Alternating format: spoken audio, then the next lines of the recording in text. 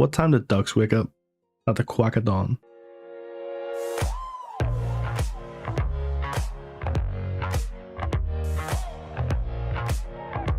So Jake's not here this week because he's working his 19 jobs, but on the bright side, you have got me to go over the Tuesday fenders, so hopefully I don't mess it up. We're going to start with a Telvar fender because why not? Jake's not here to stop us, so let's do what we want. So the first set we have here then is going to be Acats Law. So for me personally, I don't think this is a particularly good set to pick up. I think you shouldn't use a Telvar on this one. You should save it for something else.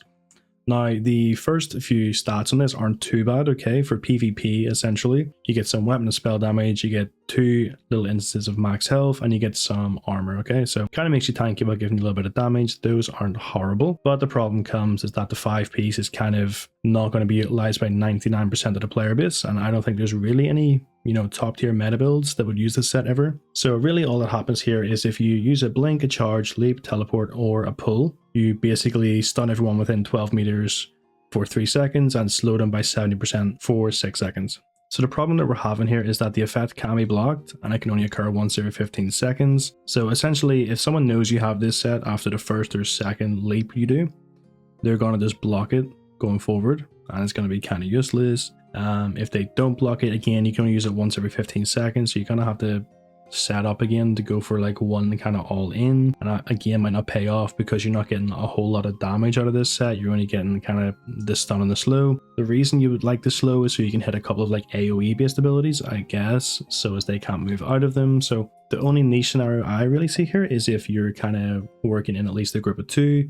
One of the guys is maybe like on a sorcerer and streaks through a group, and then someone comes in with like a necro bomb or a nightblade bomb and tries to wipe the group. Maybe that can work, but that's so niche and 99% of you guys aren't going to be doing that, so I probably would give this set a miss. So the next set we have here then is the Meritus Service. I think this one isn't a great set as well. I would probably not buy it myself. Again, you guys could potentially want to use it. That's completely up to you guys, but I wouldn't recommend it myself. So the first couple of bonuses here are kind of mix and matched, which I don't particularly like. So I don't really like that there's max health and then max magicka and then weapon and spell damage. You would kind of want to see all crit or all weapon and spell damage, or a mix of crit, weapon and spell damage, or all max magic or all max health, something like that, okay? I don't think this mix and match kind of goes well. So for the 5-piece bonus of this set, what it does is whenever you cast a support ability while in combat, it increases the physical and spell resistance of yourself and 5 group members. So in my opinion, regardless of what that number is, it's not going to be good enough to warrant using the set.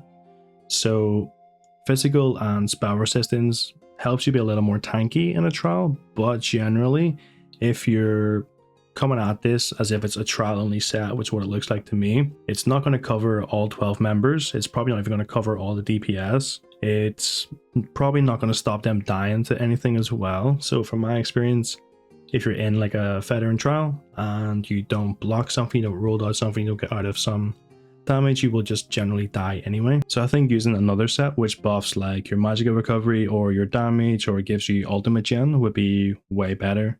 So I probably would never actually see this set being utilized in a trial anyway, so I would never pick it up. So in terms of the antiquity leads here, we have the Golden Saint cameo. Now this is part of the Saint and the Seducer mythic, which is a pretty decent mythic. Basically what that one does is it gives you 1 major buff and you have to take 1 minor debuff, okay?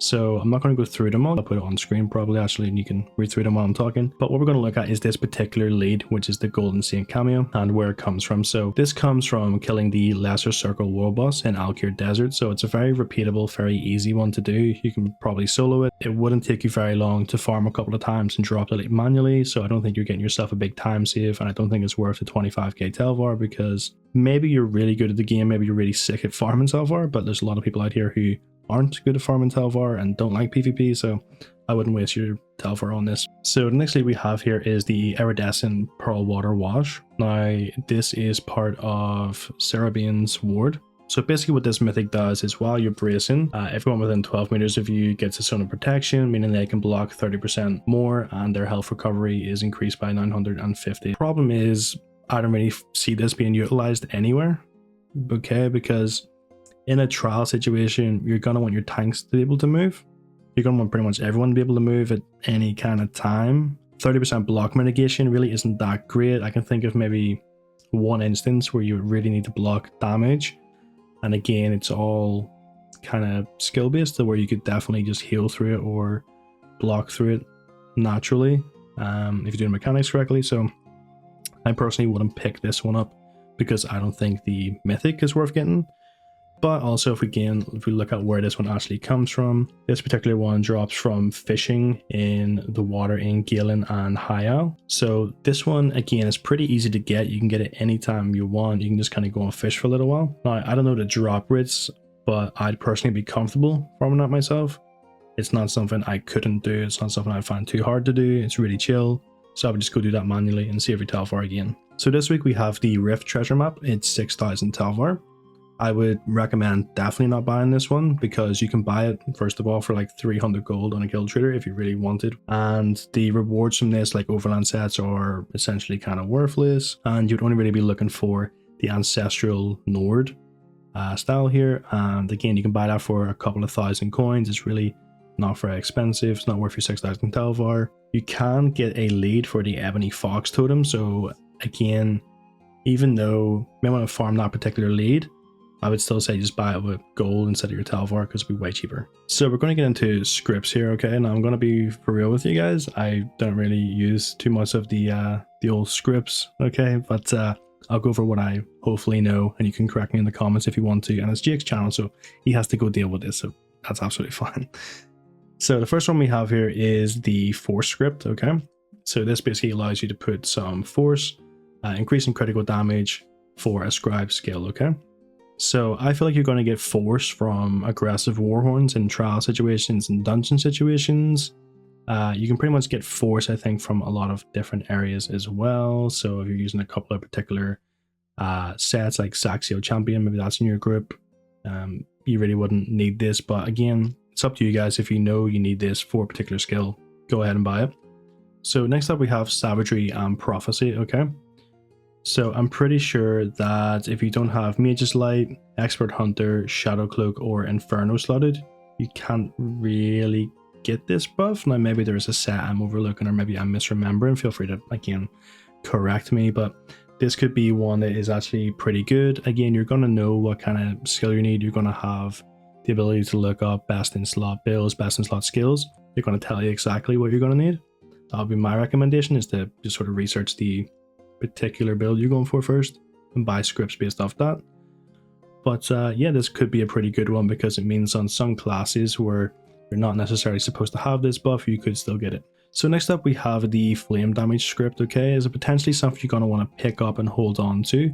I think it's quite rare to come into the store essentially, and it might be one of the best DPS scripts to apply to any of your basically your scribed skills. Again, just research your build, research what you need. It will tell you if you need this or not.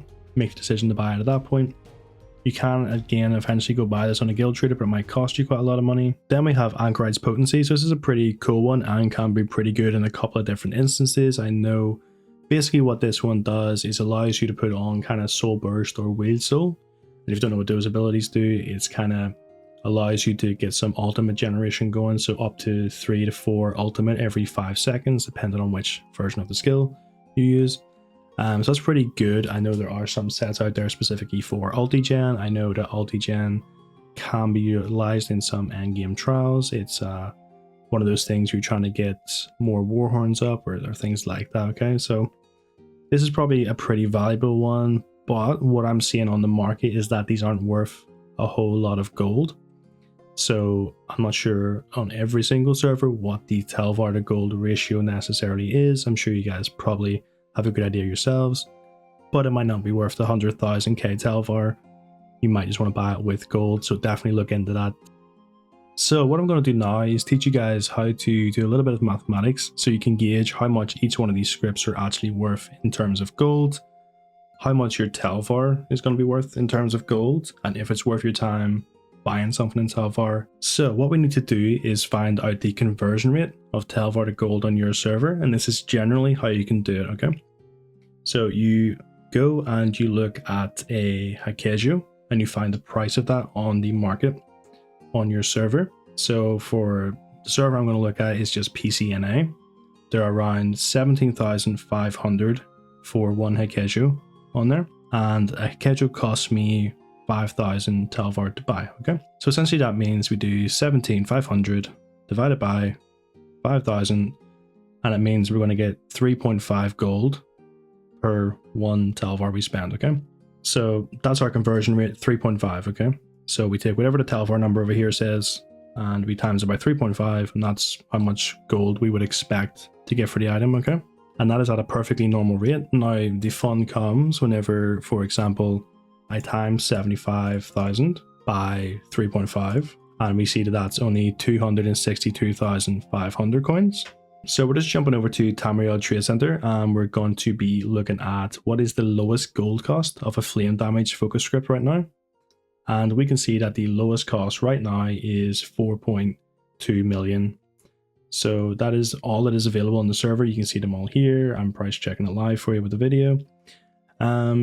Pretty good value for money. So if you remember, I got my calculator right here. We did our 75,000 Telvar times our 3.5 conversion rate, 262,500 gold. We're getting an item worth, essentially, when you think about it, 4.2 million gold for 262,000 gold. I would recommend getting it. Pretty good. Unfortunately, you can't sell it when you buy it with Telvar, but you're saving yourself at like 4 million if you ever did need it in the future. So money saves, money earned, you know? So the last item we have here from the Telvar merchant is the Fragment of Aggression. Now, it's completely up to you guys if you want to buy this one. I don't think it's worth the 5,000 Telvar. Reason being is that you can just go and farm this little delve boss over and over again. And it's really easy to kill delve bosses. They're very soloable, and I don't think it takes too much time.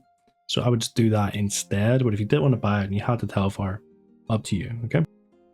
Okay, so now we're at the scholarillium, looking at the script vendor. And this first one we have is in power, okay? So it's only 20,000 gold. If you really wanted it and you were doing like a 1 bar heavy attack build, I'm sure this would be pretty awesome for you, okay? But I think for the majority of people, 99% of people anyway, you would not want to get this one because you're going to be almost never heavy attacking if you're doing a normal DPS rotation. So I think this is one you can kind of give a miss to unless you are going for a particularly niche 1 bar heavy attack build, something like that, okay? So the next one we have here is the script for trauma. Now, trauma adds a healing absorption effect to one of your skills. And what that does essentially is, for example, say you can cast 2,000 worth of healing absorption on someone. That means that if they cast a heal that's worth only 2,000, they don't get any healing at all and their health stays the same, okay? So this can be pretty good in PvP instances. I really don't see this being effective in any kind of PvE whatsoever. But in PvP it's pretty good because it's just people kind of spamming heals and spamming shields, so pretty decent one. So class mastery is a pretty decent one. This comes up pretty commonly, so I wouldn't expect to be too upset if you missed it. You can probably buy this on a guild trader for not too much gold as well. But essentially what this one does is it allows you to get a different effect. So for example, if you were a Dragon Knight and you had this on an ability, essentially it's for every enemy within 8 meters up to a maximum of 6, you would gain 50 weapon and spell damage and reduce your damage taken by 2% plus 1% for every enemy for 5 seconds, okay? So basically it gives you more damage, reduces the damage taken. Really, really cool thing. I'd probably see this on the majority of PvP builds, I'd expect. So then we have the Thieves Swiftness script. Now, I don't think this is worth it at all. I don't think it's worth 60k gold. Really, all this will do is either reduce the cost of sprint, make it so you can run a little bit faster, or it just reduces the roll dodge penalty, okay? So this could maybe be okay. Again, I'm only pretty much PvP. If you were finding you needed to roll dodge a lot or you needed to sprint faster than somebody to, get around corners, line of sight them, that kind of thing, I don't really expect that this would be utilized a whole lot. So in terms of value for money, if you did want any of these, it's pretty easy actually with the scholarillium vendor, because you can just see plainly, the Empower script is 20k. So if you go on a guild trader and you can find it for less than 20k, buy it there, but you're not going to, okay? Okay, so over at Filer Ul now, we're going to go over the Archival Fortunes vendor. And essentially what we're going to do before this is going to teach you guys how you can convert your Archival Fortunes to gold. Okay, just so you know the rough translation to how much gold you'd be paying for each of these items, which I think is easier for you to mentally decide if it's worth it or not. So first thing we need to do then is figure out how much gold an archival fortune is worth. And what I'm going to do is base this off a Hyperoxy's video. So he released a video saying that after opening 200 alchemy satchels and taking the average, on average, whenever he spent 2,000 archival fortunes on an alchemy package, he would on average get 82,390 coins on PCEU. Okay, so what we'll do is we'll take that number and we will divide that by 2,000. Okay, so 82,390 divided by 2,000, and that gives us 41 essentially. Okay, so what we're going to do is take that 41 and times it by whatever the value of the archival fortunes are. Okay, so for this dwarven articulated paws lead, it's going to be 5,000. Okay, so we're going to do 41 times 5,000. Okay, which basically means you'll be paying 205,000 gold on PCEU for this lead. Okay, so you can just kind of apply that to everything going forward. All right, now obviously the gold prices are different on your server. Okay, so I would actually recommend if you go and watch this Hyperoxy's video, basically it's going to let you know how you could do the calculation for yourself. Okay, so you would just basically change the price of the items that he lists on the screen to what the prices are on your server. So yeah, we're going to roll with 41. Okay, might be different on your server. You can do the mathematics to work that one out. Okay, I can't go through every server unfortunately. So what we're going to do here then is go over if I think everything is worth it or not. So the dwarven articulated paws I don't think are worth it. Okay, so these come from the Darkshade Caverns dungeon, which is very, very easy to farm, and I would be happy enough doing that rather than spending what is essentially 200,000 coins on PCEU. Okay, so same thing with the Golden Saints cameo. Okay, it's going to cost you about 200k as well, and I wouldn't really be buying this one because it is again really easy to farm. It's just from a world boss in Alkir, and you can 100% do this by yourself solo, so I wouldn't really worry about picking this one up. So next we have the style page for Shadowrend Shoulder. Now I think it looks pretty ugly. Now that's my opinion. I would never wear this. I don't think it's good. Maybe if you styled it differently. I think it's just too small and it sits too far to the shoulder and it's just not nice, but I'm sure maybe someone has a nice outfit with it. But whenever you do the calculation, okay, so 41 gold per archival, times that by 15,000, you'd be paying 615k for this, whereas if you look on the market, you can kind of find one of these for around 400k pretty easily on PC as well. So it's actually more worth your while to use coins for that one. Looking at the bread and armchair padded, I don't really like the design. Again, you can calculate if that's worth it or not. The dwarven lamp cylinder cage, again, you can gauge if that's worth it or not. I think this is really cool looking. I think you can get these though. If you were to just look on the guild traders, you'd probably find one pretty cheap.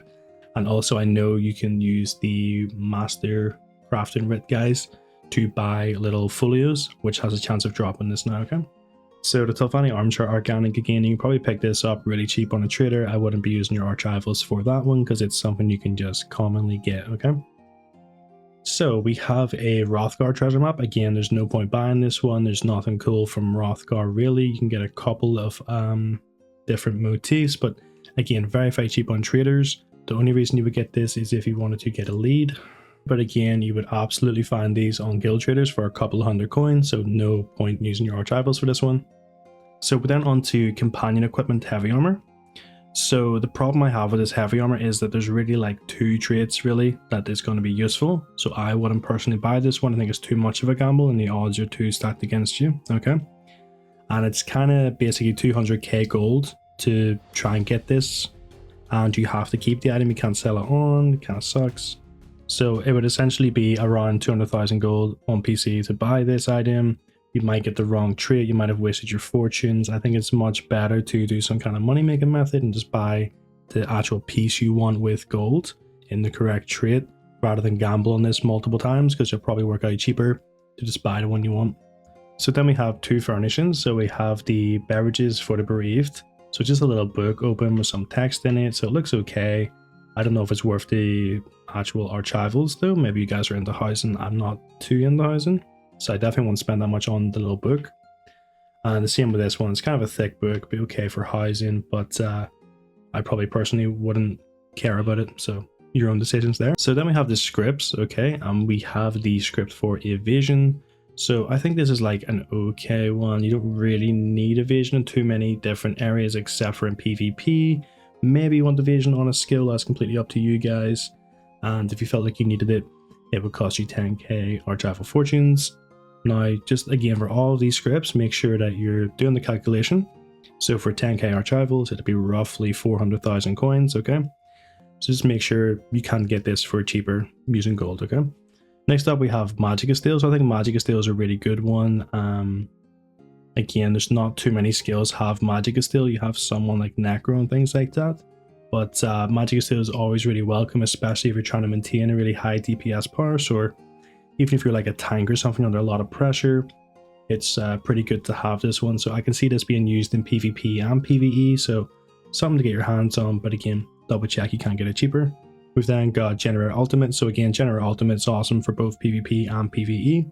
We're looking at around 600,000 coins for that one. So again, check the market definitely, because it's getting to be a bit wild here. So then we have Anchoride's Cruelty. So we covered this one earlier. Essentially, it's going to give you some ultimate gen, but it is going to cost you around 800,000 coins for this one. So I probably would check definitely that it's not cheaper on a trader. So then we have our trophies. So we have Disgusting Spoils. So you need 25 of these to make the little Skeever pet. Now, if you're asking me personally, okay, I don't think the Skeever is that nice looking, okay? Now, if you want to unlock it, sure.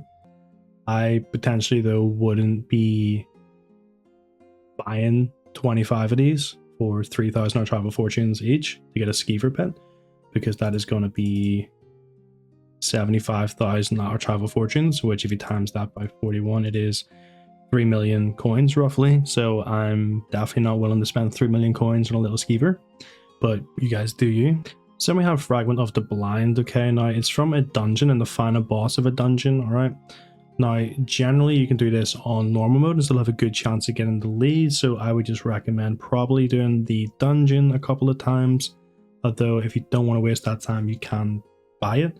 But I just don't think it's worth 200,000 coins to not run a dungeon a few times. Next we have the 6th house, Tailor's Bell. Okay, now this is one I actually think is really worth it. Reason for this is that there are only 7 pieces. This is only 3,000 archival fortunes. And whenever you look online on Time Trade Center for the full costume for the 6th house robe, it is actually 3.5 million as the lowest price right now, and around 8 million for the highest price. Okay. So I think it's really worth actually buying this one. This is one I would personally be buying just to try and get the other ones when they come up as well, because that's actually something worth a lot of value. So again, money, see if there's money made. And if you wanted to get that costume, this is probably one of the cheapest ways to actually do it. And they are really low drop chances from public dungeons in Vardenfell. So actually manually farming them probably will take you quite a long time. So one of the rare trophies I'd say buy. So that has been the Tuesday Fender Flip, guys. Hopefully you guys enjoyed it. Jake will be back next time. He's just quite busy at work, unfortunately, so I covered for him. If you liked the video, leave a like on it, subscribe, and if you don't mind, go over to my channel and check it out and see if you like that one too. Bye, guys. You better remember to like and subscribe to Jakeclips. Or you should. I might have to pluck your eyes if you don't. Or, better yet, I'll skip rope with your entrails. Do it now. Subscribe. Ta-ta. Off with you.